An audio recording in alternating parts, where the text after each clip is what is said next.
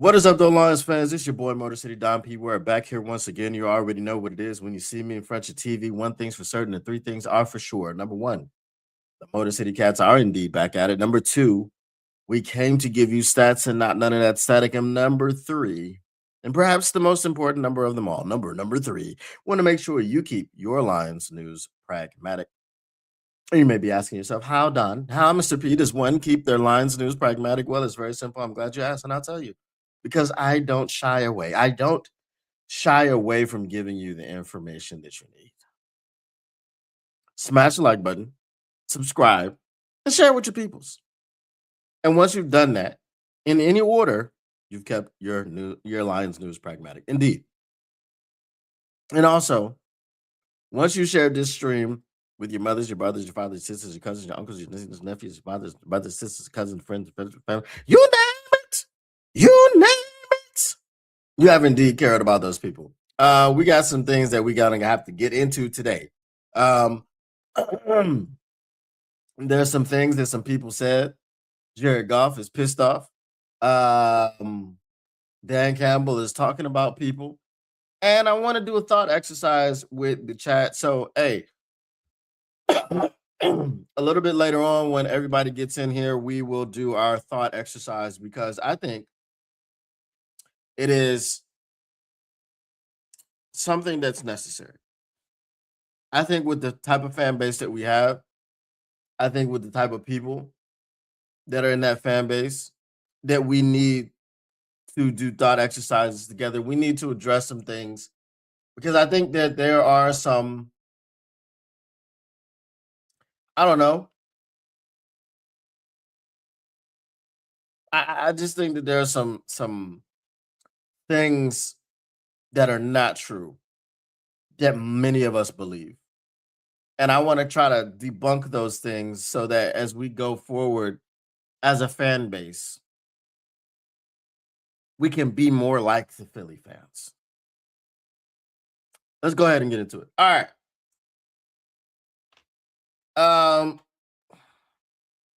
Jared Goff was on the morning show or talk radio show. Was it Costa? 97.1 the ticket.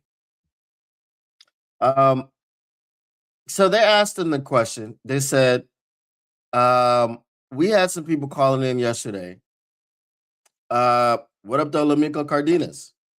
They said we had some people calling in yesterday, and those fans didn't believe that you guys would make the playoffs and blah, blah, blah, blah.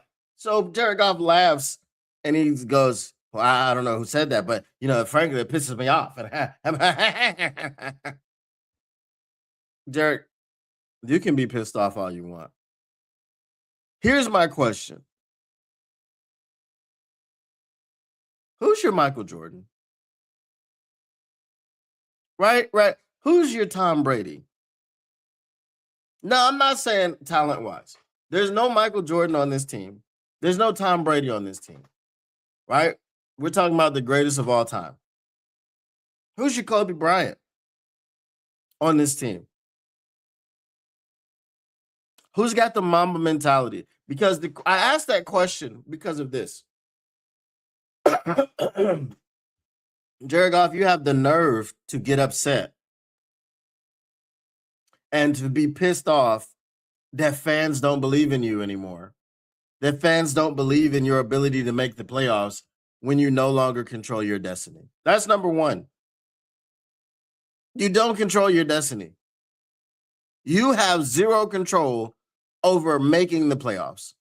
The only thing that you can do is to win the next 3 games. Then hope and pray. And I told you yesterday, shout out my boy Easy from the Woodward Heavyweights and from LNU. Hope is not a strategy. Okay? So you're in this in the situation where you're hoping and wishing. Right? And you know what they say, hope in one hand and piss in the other and see which one fills up first.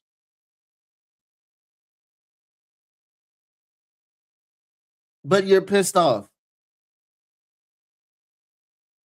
At the time when you're 8-6 and someone tells you that they don't believe that you're going to make the playoffs, that's not the time to get pissed off. That's why I said, who's your Michael Jordan? In week 1, before you played the Packers, who was your Michael Jordan that went down to a restaurant in Green Bay, got the wrong order and said, I took that personally, and I came and I dropped 50 on him? Who's your Michael Jordan? Who's your Tom Brady? Who, the week of practice, preparing for a team, who found a reason to hate the other guy across from him? Who's your Tom Brady?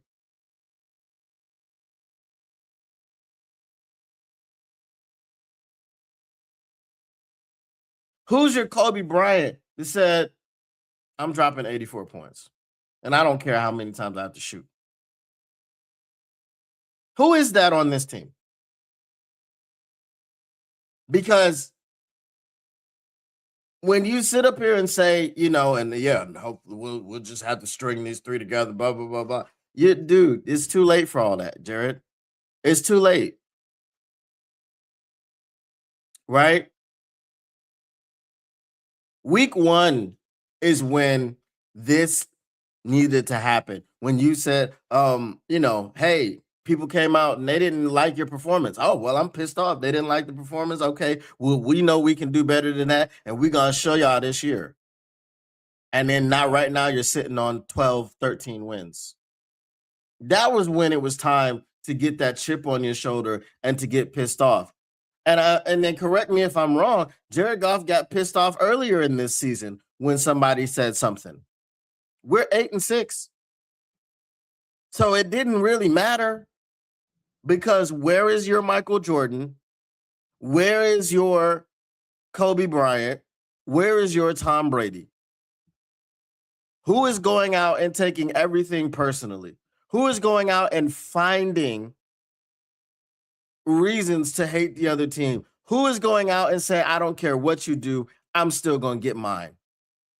I'm dropping 84 points, don't care if I have to shoot 80 times. Who is that on this team? Because that's the mentality that we need to have.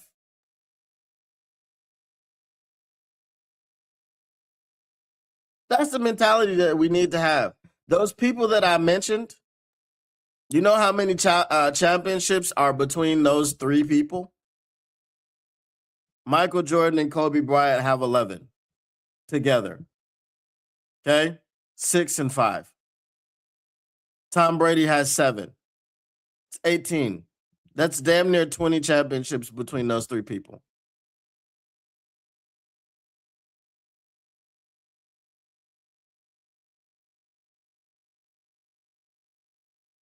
And that's what we need. Because you're getting mad, Jared Goff. You're getting pissed off at 8-6 after 14 weeks, after 14 games, and you do not control your destiny. I don't care if you're mad or not. I don't care if you're pissed off or not. Where was that energy when you controlled your own destiny? Where was that energy last week, Sunday, when we played the damn Rams in the second half? Where was that energy? Where everyone's pissed off? Where was it?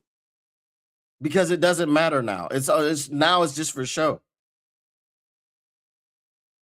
Make the playoffs, don't make the playoffs. I don't actually care. Really right now, we're looking at one man, right? We're looking at one man, and I hate to piggyback off the movement of Derek and everything, because I know he's had Brad Holmes in his sights for quite a while, right?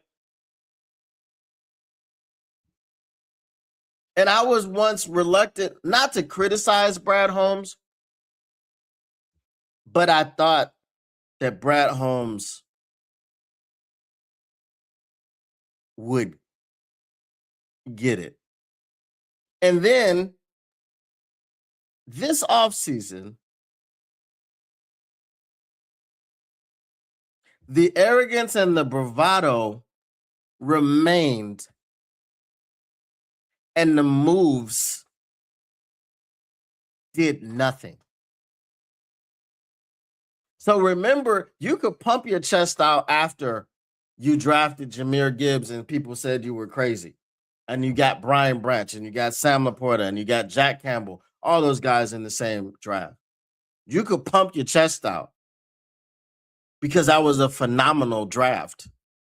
That's probably one of the best drafts as far as a haul of players. I'm not going to put it in the top 10 because I would have to do the research. But it's definitely in the tops of a draft haul of players that you get on one team in 1 year in one draft.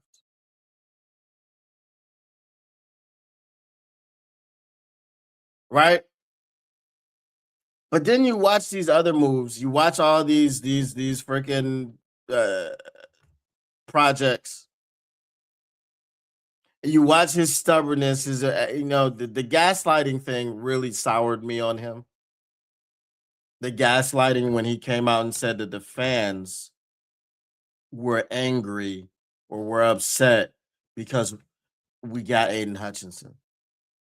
And Aiden Hutchinson is just so good that why don't you just go get another one? At that point in time, that was the biggest crack that opened up for me. Where I just started looking at him sideways, like, and my man Tactical Sport will say the same thing, right? He soured on Brad once he gaslit the fans. And I think that's really when I kind of turned my back on Brad Holmes. And I don't want to say I've turned my back like completely, but here's my take. If we don't make the playoffs and Brad Holmes F's around and does the same stuff that he did last offseason, this offseason, and then pumps his chest to the media, fire him. I'm sorry. Because that means that's who you are. You're arrogant and you're spiteful. And we don't need that as a GM. Go look at Howie Roseman. Go look at Les Snead. Go look at any of these people who have the right to be arrogant and spiteful and are not. Who have won multiple Super Bowls and are not arrogant and spiteful. Right? You ask Howie Roseman a question and he's not just going, hey, look, I put my nuts on the table. I put my rings on the table. You're a peon. You don't have the ability to talk to me. So I'm going to ask you guys in the chat, is it better for the Detroit Lions to make the playoffs this season or to not make the playoffs this season? Because at the end of the day, you make the playoffs. We're struggling to believe that this team can win 3 straight games. You make the playoffs, are you winning the Super Bowl?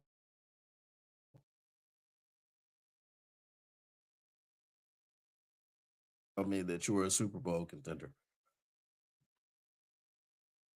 And you didn't show me because you didn't beat them.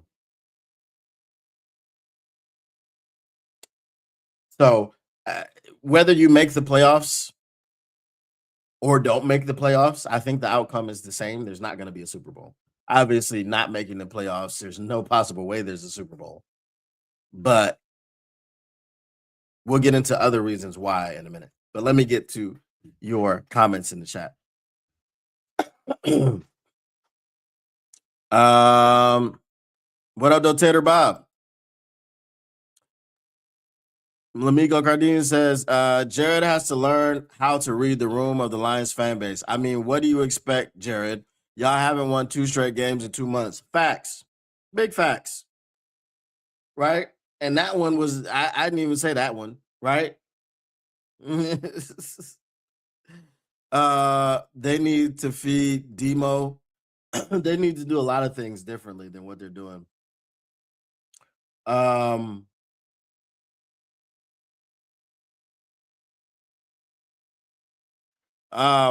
Not PO'd, predicted 10-7, LOL. Well, if you predicted 10-7, then you knew they weren't making the playoffs. Everybody's wrong and Brad's right. Facts. Dr. Detroit, what I don't know. I don't know what that question is for. The "we're good" comment from Brad and Dan pissed me off. I think that gets I don't think Brad ever said that, but I know Dan has said it multiple times. I'd rather make the playoffs. Of course, a draft pick is not making a difference next year.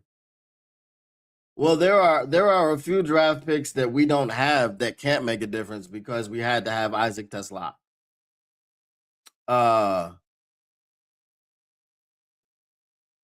We need a huge free agent push. Again, we're going to cry broke and poor. Remember, we've got to re-sign this guy. We've got to re-sign that guy. We've got to extend this guy. We've got to extend that guy. And oh, by the way, Jared Goff has a $70 million cap hit coming, which I don't care about. Like I've already said this before, the cap isn't real. It doesn't exist. They're going to restructure Jared Goff. They're going to restructure Penei Sewell. But that's always the excuse.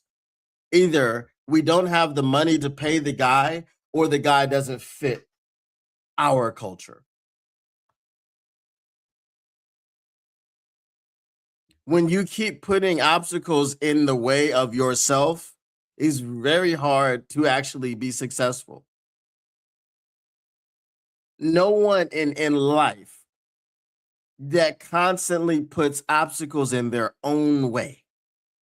And I talked to my sons about this. Don't defeat yourself before making an attempt. You are defeating yourself by telling me how expensive a person is when you've got capologists, when y'all have some phenomenal contracts on the books right now. And then putting up this very, very, because you know how something is all inclusive. Your culture, your group, your clique is so exclusive that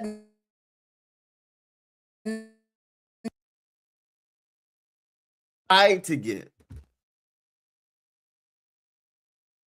So I don't know about a big free agent push. I don't know if that exists here. They cannot do it this year. They lost a lot of good players. That's also true. Not good, just average. I need Aaron Rodgers to come to Ford Field as old Aaron Rodgers and beat this team there on a high horse that they shouldn't be on. You can hate me now, but I won't stop now. I can't root for Aaron Rodgers to win anything. I'm sorry. I agree. Tesla pick for 3/3 is questionable. Oh, it's not questionable. It was stupid. And it was a Brad Holmes special. Hey, I'm gonna take third-round picks and throw them away for a project player or a player that's absolutely not necessary. Broderick Martin, Manu, Tesla, Hendon Hooker. Sorsdal over Puka Nacua. Sorsdal over Puka Nacua. And then because you didn't draft Puka Nacua, then you threw away because everyone's Isaac Tesla is like Puka Nacua light. So then you threw away 3 third-round picks. Doesn't make sense.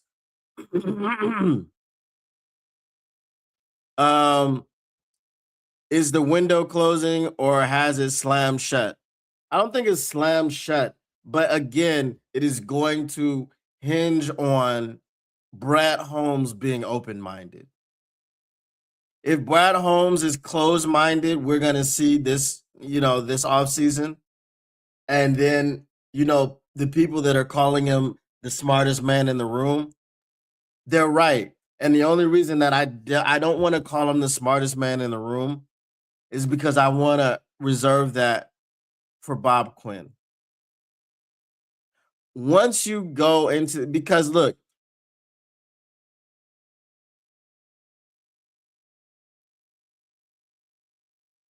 two areas at the same time.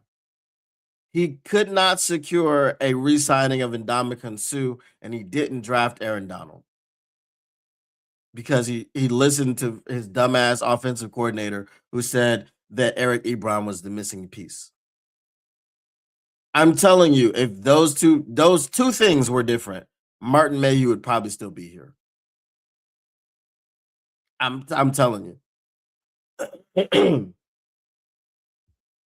Because you put Ndamukong Suh and Aaron Donald next to each other and tell me you're not going to get to one Super Bowl in Aaron Donald's career. I don't know about that. No, we are a good team. We need a center and a left tackle. Then we need a defensive end opposite of Hutch. We may need a safety and a real CB. Okay. So how many people did you just say we need? 1, 2, 3, 4, 5. Okay. So DE, CB. Never. We lucked into Hutch because Jacksonville was dumb. We get people like Josh Pascal, Levi Onwuzurike. All right, we're I'm gonna get into the thought exercise. I think there's enough people here now. The thought exercise is this, and it ties into what I'm talking about here with this comment. So I'll ask you the thought exercise. How many of our players are as dominant as they say they are? Because I feel like for a while now, we've had situations where whenever people are propping up our players, they're not as good as we think they are. Here are some people who are as good as we think they are and even better than other people think that they are or give them credit for. Kirby Joseph is as good as advertised.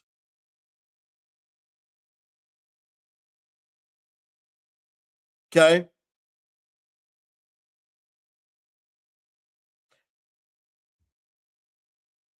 I'll save this one because we got to have more of a talk about this.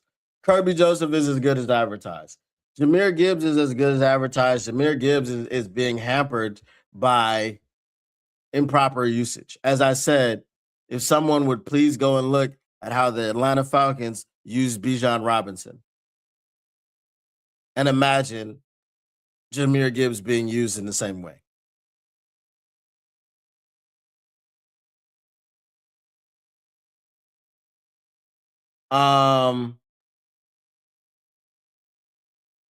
Amon-Ra St. Brown, I would say, is as good as advertised.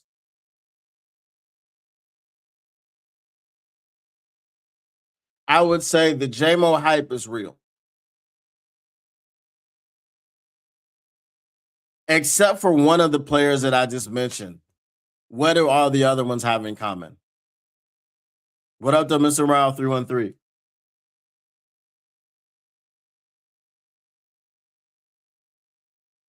Okay, I'll let you answer that question and then I'll ask you this question. Brian Branch, I think, is as good as advertised. However, it's just something about Brian Branch and his inability to stop getting 15-yard penalties. And it hurts the team.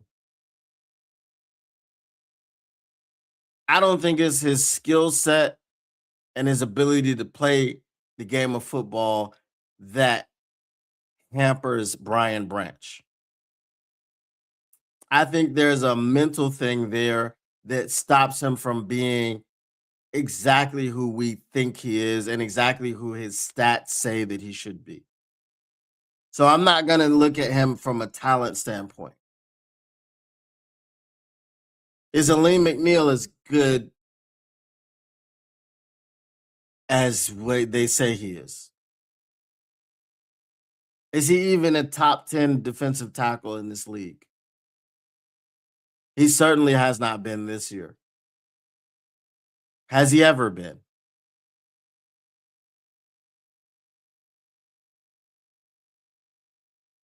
As good as Hutch is, I'm gonna throw out some names, and I want you to tell me out of these names, who is he definitively better than? Myles Garrett, Daniil Hunter, Will Anderson Jr., Trey Hendrickson, Max Crosby, TJ Watt.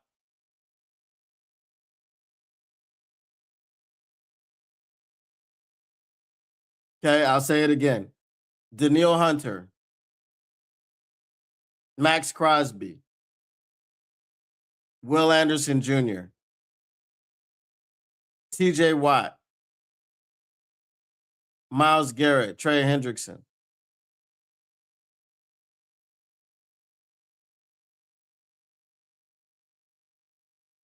How many of those people is he definitively better than?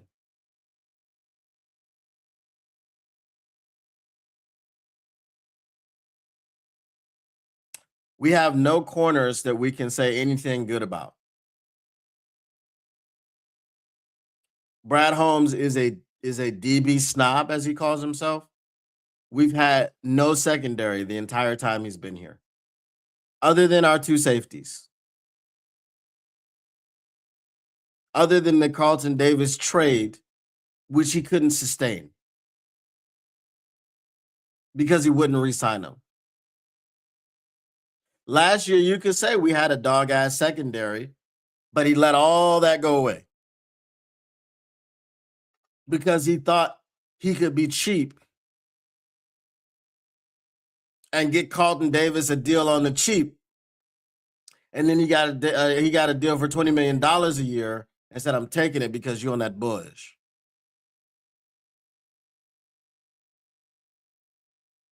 And then we go and get DJ Reed, who again is the same as Cam Sutton in the way that he was never a number one corner in the league. And we came and got him and paid him number one corner money.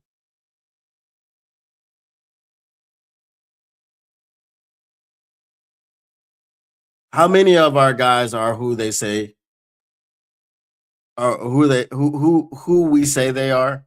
How many of our guys that we prop up are actually him? That's my question. And then when you answer that question, you'll see why this exclusive club and clique of our guys needs to change. All right, let me get to the rest of the comments. Good teams don't win Super Bowls. Complete teams do. I do understand your point. Just win Detroit. Oh, I wish it was that easy.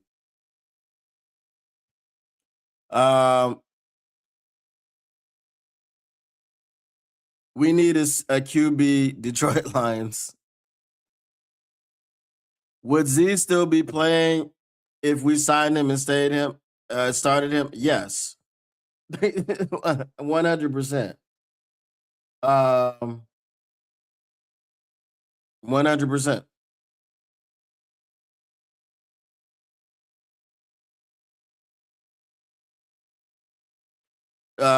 Big Z retired because he wasn't where he wanted to be. He didn't want to be in Philly. His heart was in Detroit. And Brad Holmes ripped it out. No, we are a bit overhyped. Okay. What up, though, Lisa? All right. The Lions drafted what Spirit of Detroit likes to call a bunch of tryhards. Hey. I mean, I don't disagree. Sewell is great. Amon is great. J-Mo is great. Joseph great. Gibbs great. Okay, good. I forgot about Panay. What up, though? Hutch is really good. McNeil is down a year, but has McNeil ever been him? That's my thing. We paid McNeil like McNeil was him, but has McNeil ever been him? He's a really good player, but we just talked about complete teams. Complete teams, complete players. Every time McNeil is having a good year, he gets injured. And then now he comes back from injury again, and he's not the same player who was ascending to those heights. So then we messed around and drafted a McNeil clone in Tyleik Williams. I don't get it. We have the bones, but we need players. Okay. All right. I get it. You said it 15 times.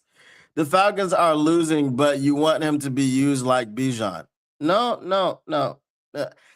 The Falcons aren't losing because of Bijan. Okay, Lisa. No, we're not doing that.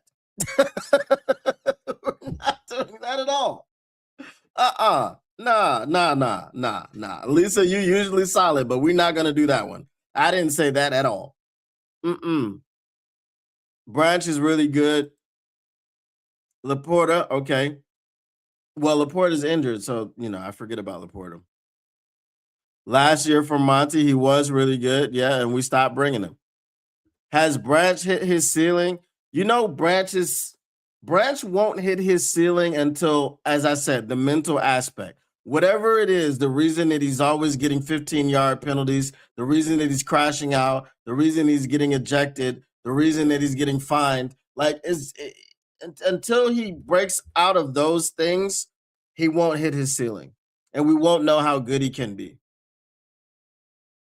Is it just me, or does Aaron Rodgers look like the great kazoo from the Flintstones in his helmet? Call me crazy, but it's on point. Yeah, now that you say it, I can see it.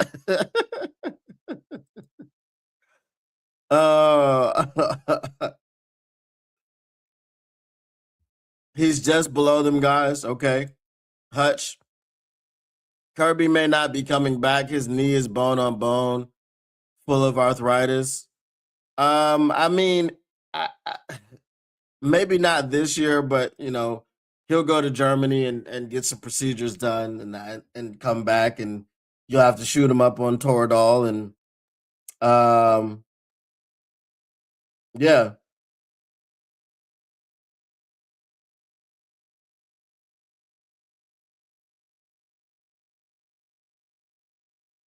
Yes, we let go of Carlton.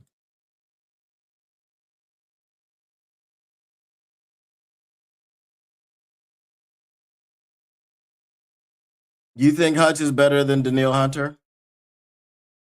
Okay. I agree. Brad Holmes needs to learn his lesson from this season. He has so much egg on his face. I hope he corrects this offseason, or the drums are going to get really loud. And that's the thing.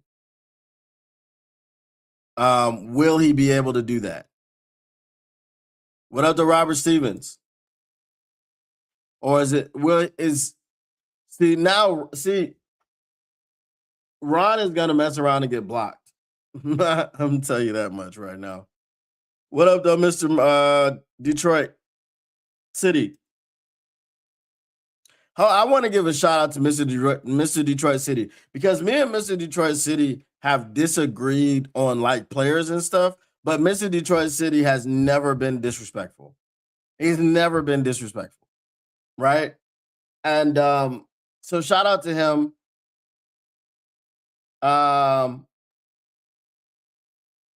For that, because like I said, there are some people that come in here and think that just because they subscribe, they can be assholes, and they get blocked real quick. So shout out to Mr. Detroit City, man. Who is our next offensive coordinator? I don't know. I was hoping it was Mike McDaniel. Hopefully, I know it sounds bad. Hopefully he gets fired. I know it sounds bad, but Gruden for OC. Not if you're singing the praises of Johnny Morton. I'm sorry about that. We need to distance ourselves from anybody doing that. Brad Stubborn Holmes. Aleem is not worth his contract. I would say that right now.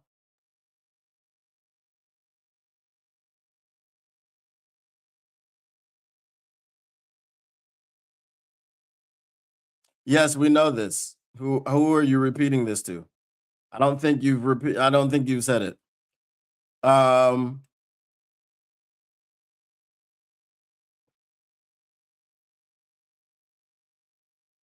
um Fair point about McNeil. It could be the Brad just falls in love with his picks.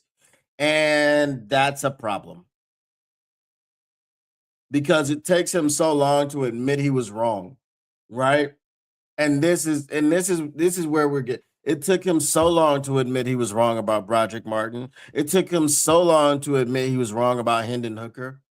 It took him so long to admit he was wrong about Emmanuel Mosley. He hasn't admitted he was wrong about Marcus Davenport, right? It takes him a long time to admit he's wrong. He doesn't just move on. His mentor, Les Snead, moves on. I'm not going to keep you here. I had you here for one reason, and that was to win a Super Bowl. Jalen Ramsey, you helped us win a Super Bowl. Thank you very much. Let's ship you out of here. Like, we can't just hang on to stuff. And that's the problem. And that's why I'm saying, if you look at, again, the Patriots, one off season, they just went and got the pieces that they needed on defense. We're not going to do that. We're not going to spend that money. We're not going to move off of contracts that don't make sense. Our club is too exclusive. You can't get in. And that's the problem. Brian Branch is a fine player. He knocks people over. We had all pro CB Fuller, who never played it down and didn't get off the practice squad and hasn't been an all pro in the last 5 years. uh, it's not over till it's over.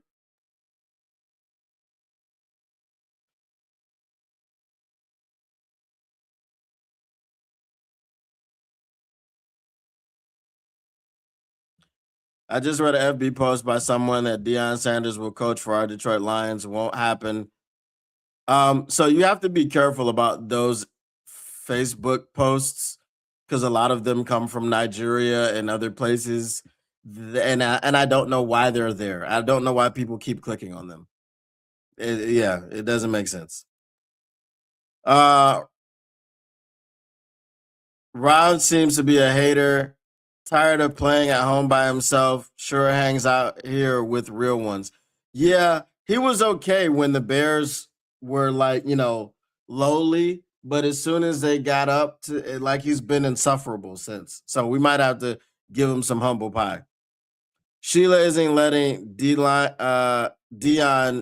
10 miles from this organization. It's not even a real conversation.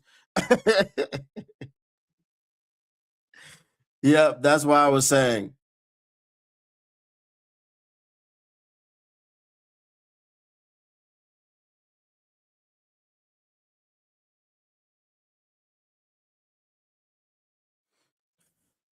See, this is why. See, when y'all say crazy, crazy, wild stuff like this, you think Brad Holmes wasted a draft pick to tell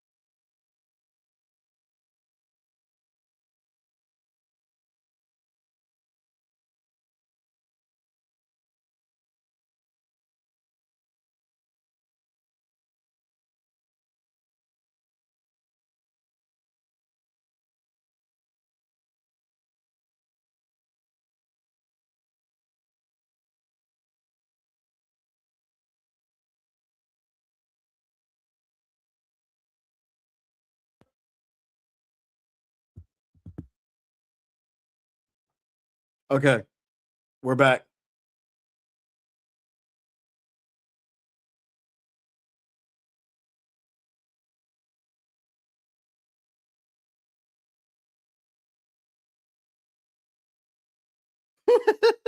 This guy, listen, man. This person here, he said I muted him. What the frick are you talking about? Goodbye. Like seriously, bro. This dude, like he has such a high opinion of himself. Is that our tour? My goodness, bro. I muted him. What? Okay. What I said was that was a stupid ass idea that you had there, an opinion that freaking Brad Holmes wasted a draft pick on Hendon Hooker just to shut people up. What he could have done just to shut people up would be to draft a freaking edge rusher before the 6th round. An edge rusher, not Josh Pascal, someone that actually could rush the passer. He also drafted Broderick Martin, a project to shut people up about our interior push. Come on, man. Get the frick out of here, bro. Bye. Don't come back. Oh my God, bro. That dude, bro.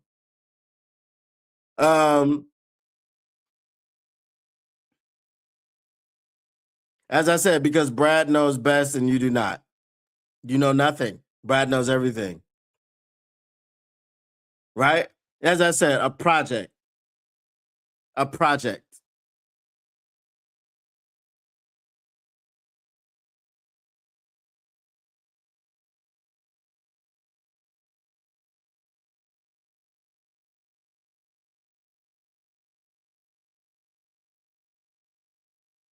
Yeah.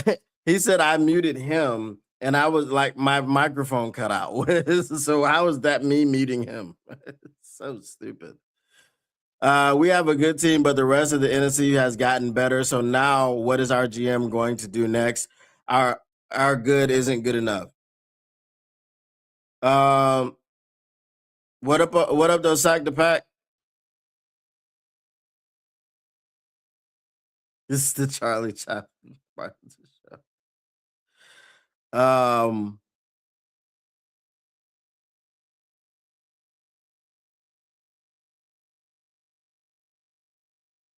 No, it was because my mic runs through another program, so I don't know. The program glitched up and said, I don't know. I don't know what happened, but yeah. Brad Holmes drives who they like, never to please anyone. Yeah, well, tell that to Independent Aquaman. Next time I see Independent Aquaman, I will not engage with him. I'm not gonna block him. Lisa, you can do that because you're a mod on LNU. If you want to block him.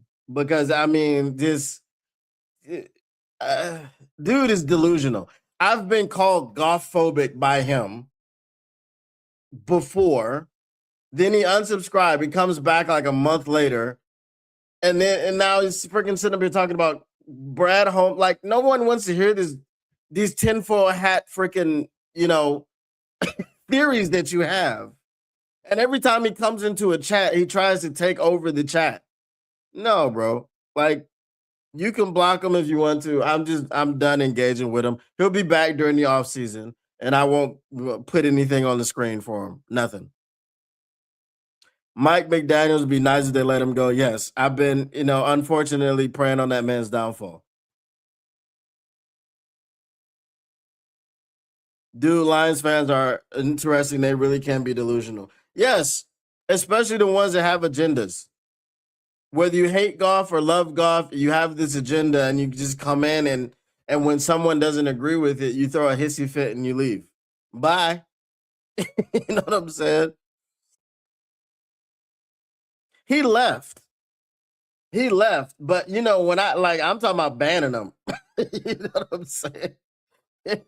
I'm just like I don't want to deal with this. Like, it's crazy, bro. If I was sitting up here spouting this type of crap, would you guys want to listen to me? If I was telling you things like, oh, Brad Holmes only drafted this player because his third uncle's cousin on his nephew's niece's side, told him that if he did, he would get a bar of gold under the rainbow in the box of Lucky Charms. Like, what are you talking about, bro?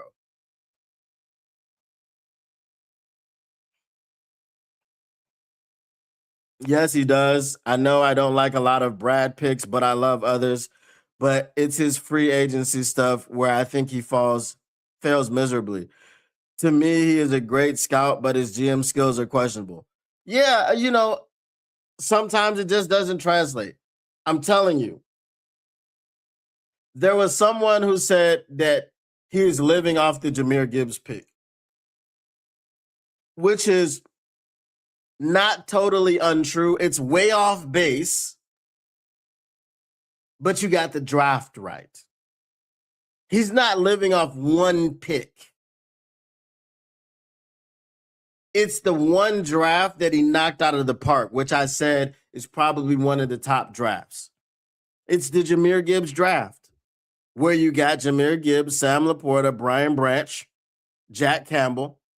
Okay. But in that same draft, you also got Broderick Martin and Hendon Hooker. Okay. Hutch fell into his lap because Jacksonville was Jacksonville. What if Jacksonville didn't Jacksonville? Who would we have drafted? Would we have drafted Sauce?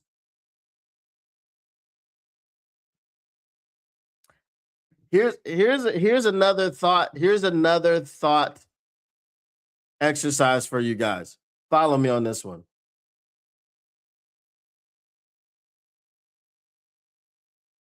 It's actually bad that that Jacksonville because it never forced Brad Holmes to develop the defensive line. He developed the defensive line, you say? Really? What round was Levi Onwuzurike drafted in? The next highest pick until this year. And this year doesn't even really, it was a freaking lateral pick. You got a clone of a guy that you already had. And you got that guy in the third round being Aleem McNeil. The next highest pick after Hutch for this entire time has been Josh Pascal, who he drafted in the second round. And again, I told you, look at the Broncos because their highest drafted pass rusher came in the second round.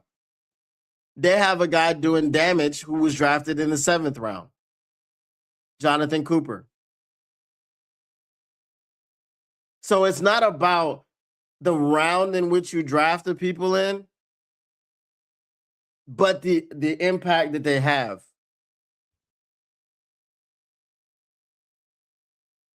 Where's your scouting of the defensive line past Hutch? Here's the other glaring issue. Brad Holmes played defensive tackle. Ray Agnew, who is his right-hand man, was a defensive lineman in the NFL.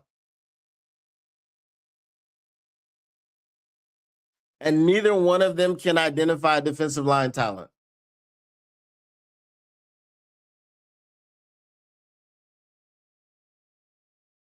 Make that make sense? Aleem McNeil, with one more injury, is going to enter the Marcus Davenport realm. You're going to have that conversation. Not as bad as Marcus Davenport, but you're going to have to call him injury prone. If he gets injured again, you're going to have to call him that. Because even that season where he got 5 sacks from the interior, he got injured. He missed 4 games with a knee injury. And then the very next season, he blows out his ACL completely.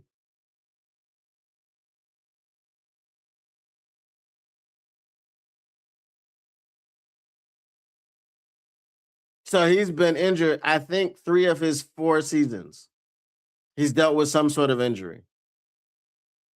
We know what happened with Levi Onwuzurike. And the fact that you even, it doesn't matter how little that you paid him. The fact that you paid him $1 without him getting like, oh, my knee hurts. Go get that checked out before we freaking extend you. You extended him, and then he went and got it checked out and found out it was torn. Really? Found out he needed surgery after he signed the contract. Really? Josh Pascal, bless his heart. Cancer, all that stuff. I can't be insensitive about that. But it wasn't even the cancer that kept him out this year. It was a back injury. It's a knee injury. It's a shoulder injury. Injury.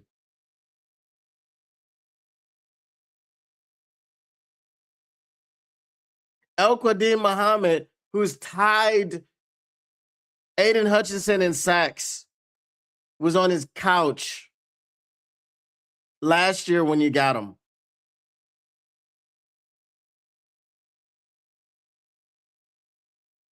Zadarius Smith, everyone was so excited about him playing on the other side of Hutch, and you freaking cut him to save $2 million.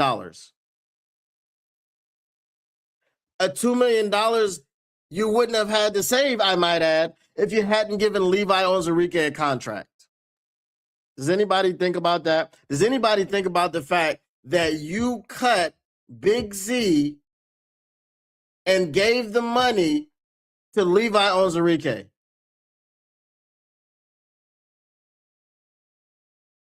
Who then turned around right after signing a contract extension and went and got knee surgery.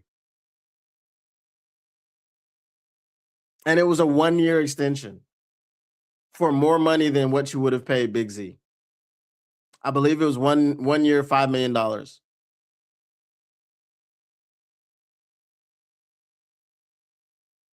You let Kevin Zeitler go. You let Carlton Davis go. You didn't have a contingency plan for Frank Ragnow. Who knows? Maybe he's coming back next season. Maybe he's not. Who knows? I don't know.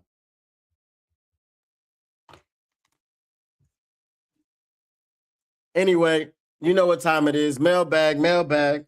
What you want to do? What you gonna do when they reading you? Mailbag. Snick, mailbag. Get your mailbag questions in. Get them in. Bask in it.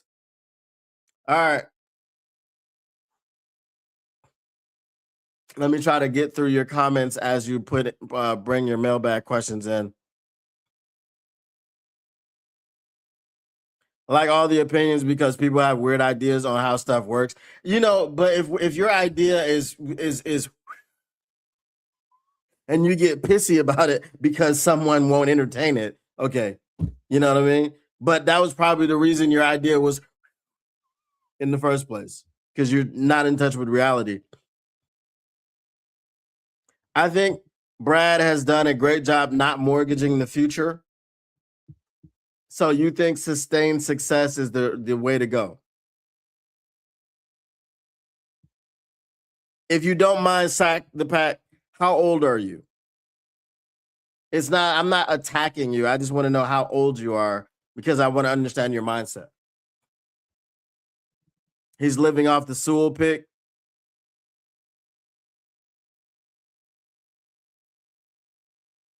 You don't love Jack Campbell? Jack Campbell's good, right?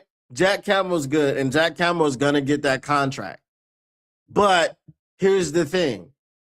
All of those people got drafted in the same draft. That's a phenomenal draft.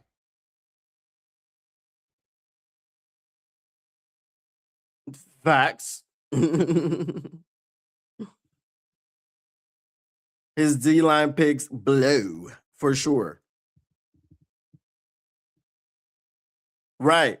Because Sewell was his O-line pick. Decker was already here. Glasgow was already here. Ragnow was already here. Sewell was it.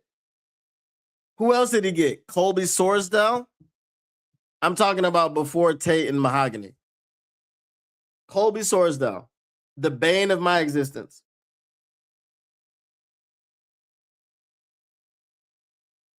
Hutch is playing 90% of the snaps being exhausted definitely is going to hamper his production. If Brad would have picked up a DN, it would have helped Hutch huge. I do not disagree with you. I believe that you are 100% correct. He does play too much. And we've been begging Brad for 4 years to get someone opposite Hutch.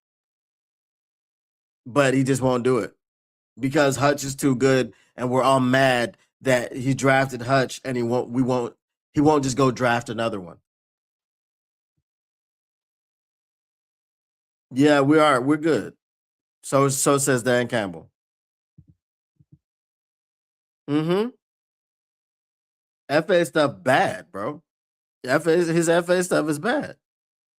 Sack the pack, you're 48. So you're older than me. I guess you have a longer lease on life. I want to see a Super Bowl. I don't care about sustained success. See, this is what sustained success gets you. With the situation that we're in now. Well, we're in it at the end of every year. Yeah, we're used to, as Lions fans, we're used to being able. We were talking about the draft by Thanksgiving. Our season was over. We were 3-13-1. We were 12-4. We were 4-12. We were 5-12. 4-12. This is the 16 game seasons. We were 4-12, 3-13, 2-14, 1-15, 0-16. We were all of these terrible records, 5-11, right? 6-10. And our seasons were over. Okay, but now I've gotten the taste out of my mouth where I didn't win a division for 30 years, and now I won the division back-to-back times. Okay, I didn't win a playoff game in 30 years, and now I've won 2, and then went to the playoffs back-to-back. Okay. Here's the thing which accelerated the thinking. The first time we made it to the playoffs with Jared Goff, we went to the NFC Championship game. That's what did it. And in the second year, we followed it up with a 15-2 regular season record and a first playoff game, not first round, first game exit. Because we were the number 1 seed. So now in a situation where we've got to win the last 3 games of the season outright, and then we've got to get help from other teams. No, I don't care nothing about that. I want to see the Super Bowl happen. And if the Super Bowl happens and we win the Super Bowl, I mean, we got to win it. We could not make the playoffs again for 10 years, and I wouldn't care because we won the Super Bowl. Then if we won the Super Bowl and we were in this situation for the next 10 years where we're 8-6 and we're fighting for our playoff lives at the end, that's fine. I don't care about that. But the Super Bowl hasn't happened. You're 48. I'm 43. I need it to happen. That's what I need to see. I don't care about the future. Hutch is getting double team. Hutch getting chipped. Don't worry, Davenport is coming back soon. ROFL. Right. Mm-hmm. And a lot of people believed in Davenport. I was not one of them ever. You can go back. Well, you can't. When we first signed him, my content has been deleted. Right from when we first signed him, that content is no longer available on the internet. Someone scrubbed it. Okay. Probably still has it, but it's not available for you guys to see. But in that content, when I was in that unfortunate place that I was in, giving my opinions, I never believed in Marcus Davenport. And there were people that were always trying to tell me, "Oh, but he's this." I don't believe in it because he doesn't play football. And Now that he's back playing football and he's played 3 games without getting injured, he's got a tackle. He's got 1 stat. Cool. All right. He might. I'm sorry. He might have had an assisted tackle against the Rams, possibly. Yeah, I don't care about how well they balance their checking account. Go get a Super Bowl. Facts. Me too, but I also like winning, and the games are closer than it looks. Oh, we're not getting blown out, and we're not a bad team. But there's just something that Dan Campbell told you guys, and a lot of people didn't really understand what he said. He said, "You may never ever get back. This may have been our one and only chance." And each season since the NFC Championship game, we have regressed in terms of the postseason. We went from winning 2 games, so sorry, 2.5 games, right? Because you couldn't have told us anything about going to the Super Bowl, about not going to the Super Bowl at, when we were beating the 49ers ass in the first half, like Sunday, right? So you go from winning 2.5 playoff games in the NFC Championship to committing 5 turnovers, which, according to Independent Aquaman, none of those turnovers were Goff's fault. Okay. Goff didn't turn any of those over, even though he had 4 of them.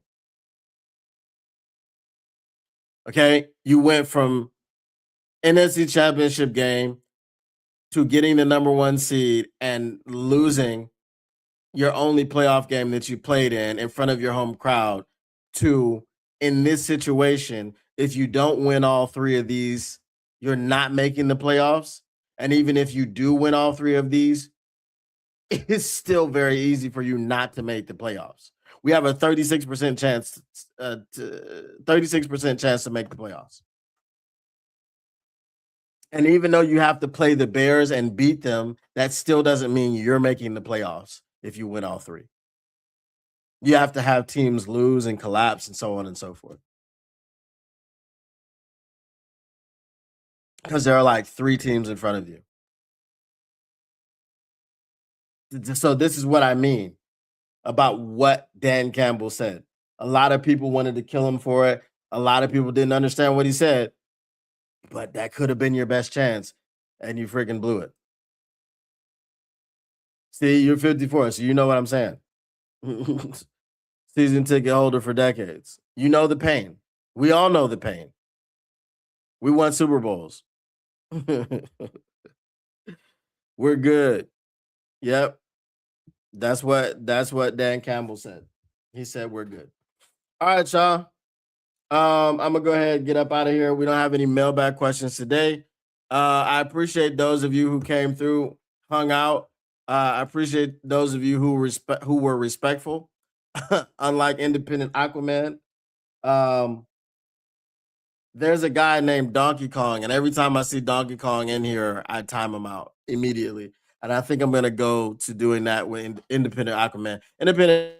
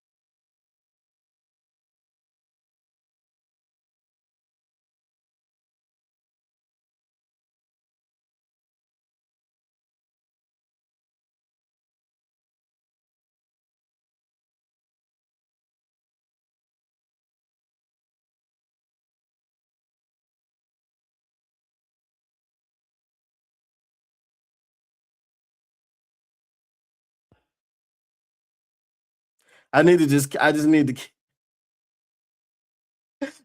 to keep this interface up so I can see when the sound goes out. It's freaking ridiculous. Anyway, my point was this. When Brad Holmes messes up, it's just like your child. You love your child, but if he messes up or she messes up, there's got to be consequences. When Brad Holmes messes up, you may love him, but you got to hold his feet to the fire. That's all. And it doesn't mean that you don't believe in him. It doesn't mean that you don't believe in the Lions organization. Just demand more. Look at Philly. Howie Roseman was fired after winning a Super Bowl.